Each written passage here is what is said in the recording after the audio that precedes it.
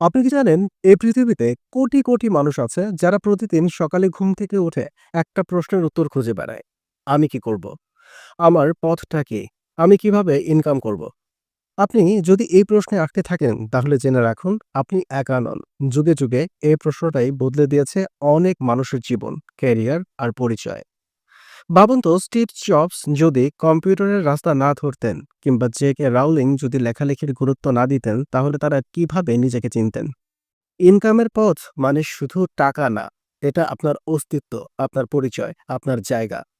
আর আজ আমি আপনাকে এমন একটা এক্সপার্ট মেথড বলবো যেটা আপনি একদম নিজে 10 মিনিটেই নিজের জন্য কাজে লাগাতে পারবেন।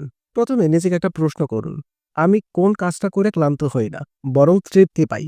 এটা হতে পারে কথা বলা, মানুষকে সাহায্য করা, ডিজাইন বানানো, গান গাওয়া, লেখালেখি, এমনকি কাউকে বোঝানো। এই অনুভূতির মধ্যেই লুকিয়ে আছে আপনার শক্তি। এটা একদম সাইকোলজিক্যাল ব্যাপার। মানুষ যেটাতে স্বস্তি পায় সেখানেই তার ভ্যালু তৈরি হয়। এরপর ভাবুন, এই কাজটা দিয়ে আপনি কিভাবে অন্যকে উপকার করতে পারেন। কারণ ইনকাম আসে তখনই যখন আপনি কাউকে কোনো একটা সমস্যার সমাধান দেন। ঠিক এখানেই আপনার স্কিল আর অন্যের দরকার মিলিয়ে যায় এবং তৈরি হয় ইনকামের পথ। এই জায়গায় একটা হিস্টোরিক্যাল বাস্তবতা মনে রাখবেন, যে কেউই হঠাৎ করে ধনী হয়ে যায়নি।